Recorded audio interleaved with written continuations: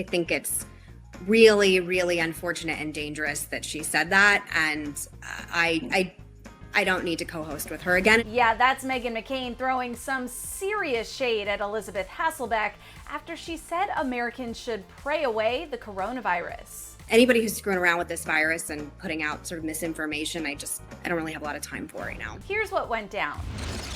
Back in March, the View alum returned to the show to guest co-host and said this. I think we should prepare. I think we should pray. I'm not going to let coronavirus rule me. And this. And I do think our leadership right now is pointing us to say, hey, this is not a panic situation. This is a precautionary situation. We're going to use Purell, wash our hands, and we're going to be okay, guys. How can it not be a panic situation when you have people dying from this?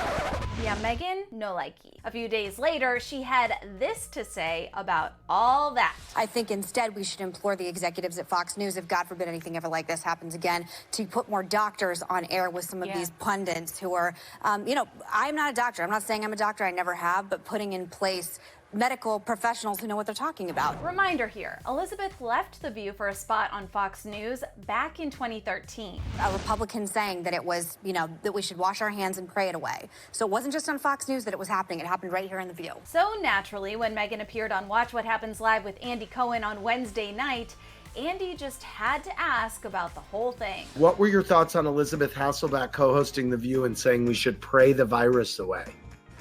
Yeah, somebody actually sent me a screenshot of my face when she said that. I was, I took this virus seriously from the very beginning, and I thought a lot of this rhetoric was really dangerous. And I think it's really, really unfortunate and dangerous that she said that. And I don't need to co-host with her again. Oh, damn. And it's unfortunate because I've been a huge fan for a long time. And anybody who's screwing around with this virus and putting out sort of misinformation, I don't really have a lot of time for right now. She straight up just said it. Ain't nobody got time for that. I don't really have a lot of time for right now. Anyway, Andy also asked the Republican TV personality if Joe Biden has her vote for president. I love him dearly, and I keep telling everyone, I will promise you will know who I'm voting for, but it really shouldn't take a rocket scientist to know there's one man who has made pain in my life a living hell, and another man who has literally shepherded me through the grief process. This really shouldn't be rocket science for people. And just in case you can't read between the lines, President Donald Trump is the man who has made her life hell, and the Democratic presidential nominee is said shepherd. He's just been so integral in my life, especially since my dad got sick. So